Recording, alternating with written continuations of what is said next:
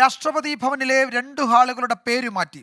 ദർബാർ ഹാളിന്റെ പേര് ഗണതന്ത്ര മണ്ഡപം എന്നും അശോക് ഹാളിന്റെ പേര് അശോക മണ്ഡപം എന്നുമാണ് മാറ്റിയത്. ബൽറാം നെടുങ്ങാടി വിവരങ്ങൾ നൽകും ഡൽഹിയിൽ നിന്ന്. ബൽറാം, ഈ പേരുമാറ്റത്തിന്റെ പശ്ചാത്തലം എന്താണ്?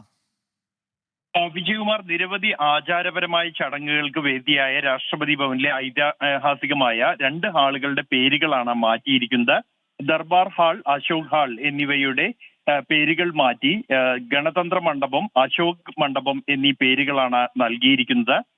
ഇതിന് നൽകുന്ന വിശദീകരണം എന്നുള്ളത്, രാജ്യം സ്വാതന്ത്ര്യമായതിനു ശേഷം ദർബാർ എന്ന പദത്തിന്റെ പ്രസക്തി നഷ്ടപ്പെട്ടിരിക്കുന്നുവെന്നും അതുകൊണ്ട് തന്നെ പുരാതന ഇന്ത്യൻ സമൂഹത്തിൽ വേരൂന്നിയ ഗണതന്ത്രം എന്ന പേര് എന്ന സങ്കല്പം ഉദ്ദേശിച്ചുകൊണ്ട് തന്നെ ആ പേര് ഈ ഹാളിന് നൽകി എന്നുമാണ്. അശോക് ഹാളിന്റെ പേര് മാറ്റുന്നത് ഭാഷാ ഏകീകരണത്തിന്റെ ഭാഗമായാണ് എന്നുമാണ് ഇക്കാര്യത്തിൽ സർക്കാർ അറിയിക്കുന്നത്.